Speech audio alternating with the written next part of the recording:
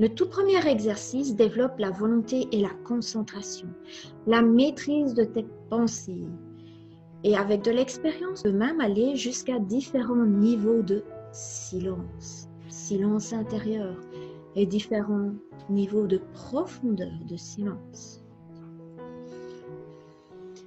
Tu seras grâce à cela, si tu le fais régulièrement, plus volontaire, tu te concentreras plus et tu maîtriseras vraiment tes pensées pour être dans l'instant présent, être là au bon moment, au bon endroit.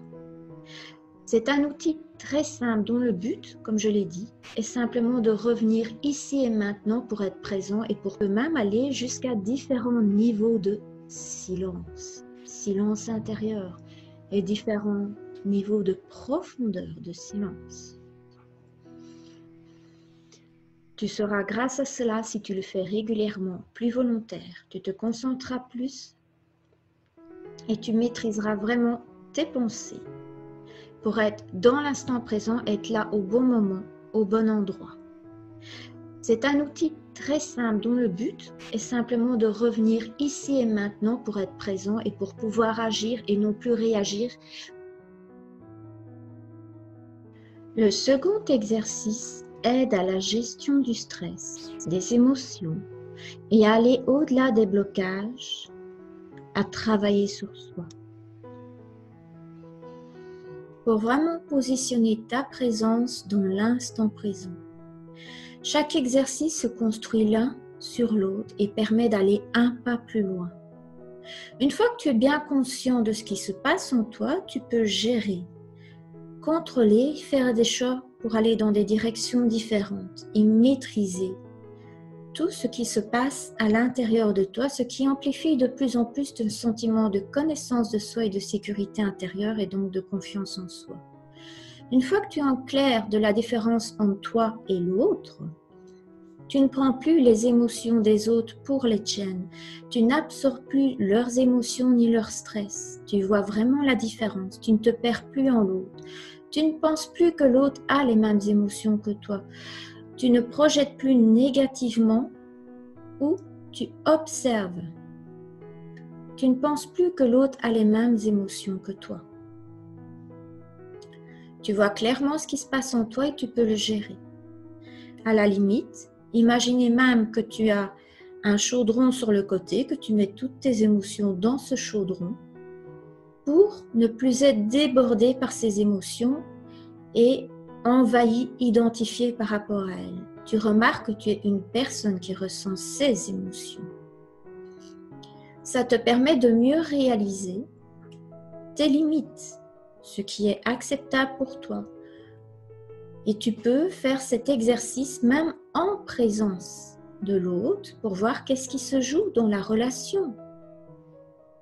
Tu vois l'impact de la présence de l'autre sur toi, l'impact de la relation que tu as avec l'autre quand tu communiques avec. Et à ce moment-là, tu peux voir qu'est-ce que toi, tu peux changer en toi pour te sentir mieux en lien avec l'autre. Tu es plus présent dans tes relations, tu augmentes ton intuition, tu sais mieux diriger ton intention et focaliser ton énergie vers ton objectif. Étant donné que tu as l'esprit plus libre, que tu es bien là dans la relation, tu vois l'autre changer, évoluer, tu peux ressentir s'il essaie de te manipuler. Tu peux vraiment aussi te focaliser et envoyer toute ton énergie dans la direction de l'objectif que tu souhaites avoir. De nombreuses choses peuvent se passer grâce à tout cela et tu peux viser ton objectif, l'atteindre, suivre ton intuition pour savoir que faire et quand. Tu peux mieux observer la situation et ce qui se passe dans cette situation. Le centrage va vraiment augmenter ta conscience de toi pour te libérer de l'auto-sabotage et des parasites mentaux et émotionnels qui perturbent et t'empêchent d'accomplir ce que tu as à accomplir. Tu vas pouvoir t'apaiser, te calmer et calmer ton critique intérieur qui ne t'auto-sabotera plus. Tout ça est la base pour développer l'observateur neutre qui te permettra d'avoir du recul face à toutes les situations et observer ces situations. Tu ne seras plus le nez devant la situation comme devant le mur, non. Tu auras le recul et tu pourras voir clairement qu'est-ce qui se passe sans être noyé dedans, sans être noyé dans cette situation, sans être le nez contre le mur et en pouvant vraiment voir les pensées et les émotions et tu ne t'identifieras plus avec. Tu auras beaucoup plus de recul. Tu peux faire l'exercice debout ou assis, les yeux ouverts ou fermés. C'est comme tu as plus simple. Dans un premier temps, concentre-toi sur ta respiration. Observe comment ta respiration est. Si elle est profonde, régulière, agréable ou pas. Ensuite, observe les différentes parties de ton corps. Les zones de détente, de stress, de douleur. Et simplement respire et accueille ce qui est là, car c'est la réalité de ton instant présent. Et en respirant de la sorte, tu pourras remarquer que les différentes parties de ton corps se détendent progressivement. Invite simplement le bien-être à s'étendre dans toutes les parties de ton corps. Et accepte que certaines parties de ton corps sont peut-être pas encore prêtes à se sentir bien. Et à ce moment-là, tu reviendras avec la prochaine respiration. Et juste inviter, ni plus ni moins. Fais plusieurs respirations comme ça. Et ensuite, observe quelle est là ou quelles sont les émotions présentes. Peut-être qu'il n'y a qu'une seule émotion ou peut-être que c'est un chaos émotionnel avec différentes émotions. Toutes les émotions sont importantes. Chacune a sa place. Il n'y a aucune émotion qui soit mauvaise. La colère t'aide à prendre ta place et à exprimer tes limites. Le dégoût t'aide à rejeter hors de toi ce qui ne te convient pas. La tristesse t'aide à faire le deuil et à acquérir la dignité. La peur t'aide à prendre conscience du danger. La joie t'aide à mettre la gaieté dans ta vie. Simplement respire et accueille là où les émotions. Tes émotions personnelles et tes émotions sociales comme la culpabilité, l'envie, la jalousie. L'agressivité qui te permet de protéger les personnes que tu aimes. Et simplement respire et accueille.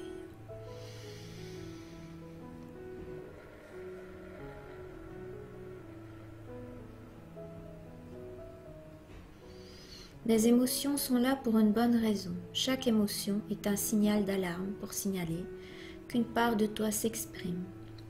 Il suffit de l'accueillir. Si tu la rejettes, c'est comme un enfant que l'on n'écoute pas. On est mal parti. Alors simplement accueille ta réalité du moment. C'est là.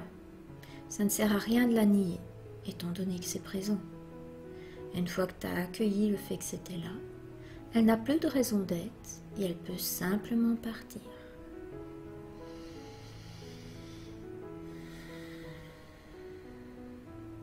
Et faisant cela, tu accueilles de plus en plus de conscience de l'état dans lequel tu es. Ensuite, tu peux simplement porter attention à tes pensées. Est-ce qu'elles sont claires, confuses? Est-ce que c'est un hamster qui court dans sa petite rue? Est-ce que c'est un 33 tours rayé? On ne va pas aller voir le contenu des pensées, on va simplement accueillir ce qui est là.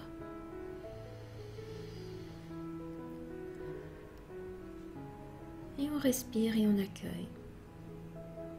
On reprend le pouvoir par rapport à nos propres émotions, sans les jeter sur quelqu'un d'autre, mais simplement en revenant à nous, ou sinon on perd notre énergie. Nos émotions sont notre pouvoir et nos pensées sont comme des nuages qui passent dans le ciel.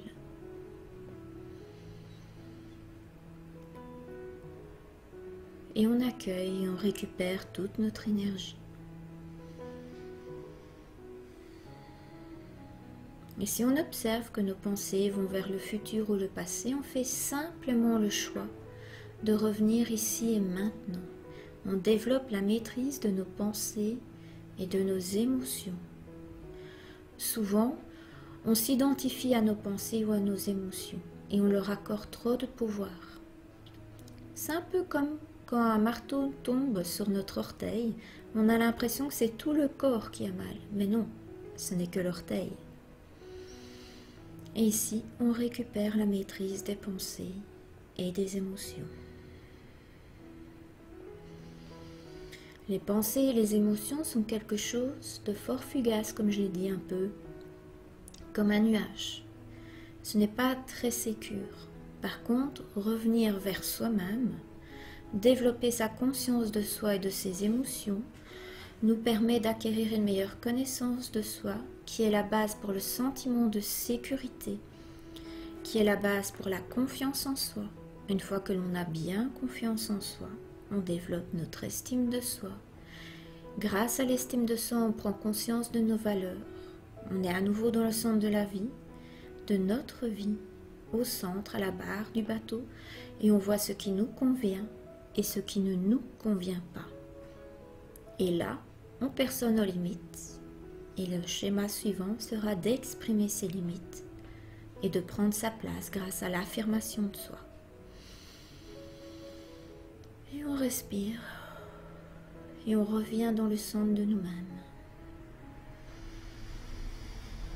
Le but du jeu est d'être suffisamment conscient de qui on est, sans rester figé à qui on est pour pouvoir grandir et évoluer sans se sentir mal à l'aise. Si on crée une identité trop rigide, on a peur de changer, car on a peur de ne plus se reconnaître. Et une fois que je suis bien revenue en moi et que je me sens à l'aise, je peux diriger mon énergie vers mon objectif et voir comment je me sens dans mon corps quand je pense que j'ai atteint mon objectif, dans mes émotions quand je pense que j'ai atteint mon objectif et dans mes pensées. Et j'accueille tout ce qui vient. Et le fait d'accepter et d'accueillir ce qui est, simplement en le reconnaissant, ouvre la voie au changement. Et je peux déjà travailler sur moi et envoyer toute mon énergie vers mon objectif pour me comporter de la manière la plus juste pour l'atteinte, pour me libérer de tout l'auto-sabotage. Et encore bien d'autres choses que j'expliquerai beaucoup plus loin, mais une chose à la fois. L'important c'est de revenir ici et maintenant, voir ce qui m'appartient, de ce qui ne m'appartient pas, respirer et accueillir ce qu'il y a, voir l'impact de mes pensées, de mes croyances limitantes, de mes émotions, pour pouvoir faire des choix et me libérer des blocages. Une fois que je prends conscience d'un problème, d'un automatisme, justement je reprends le contrôle et ce n'est plus un automatisme, je peux faire un choix, m'ouvrir à d'autres possibilités, d'autres champs de réalité. Un peu comme quand on apprend qu'un ami s'est acheté une Porsche orange, on ne voyait pas de Porsche orange avant et par après on ne voit plus que ça. Les Porsche ne sont pas arrivés en une seule fois sur le marché. Mais on a ouvert notre champ de réalité à cette possibilité que l'on peut voir à présent.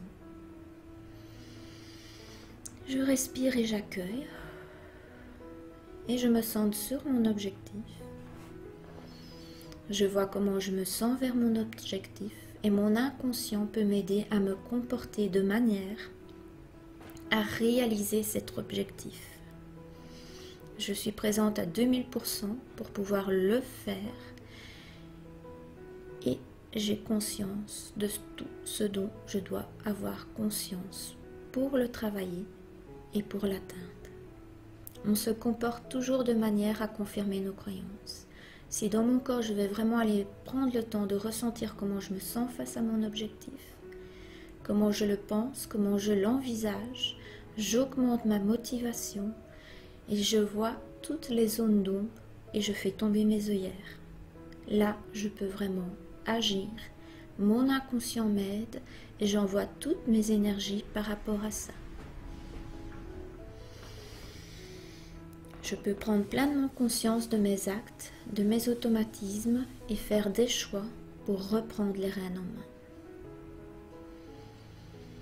Voici une ou plusieurs clés en une seule.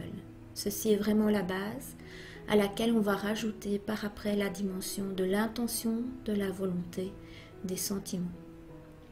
Voir vers où est orienté mon psychisme, quelle est mon intention, vers où je dirige ma volonté. Bon exercice.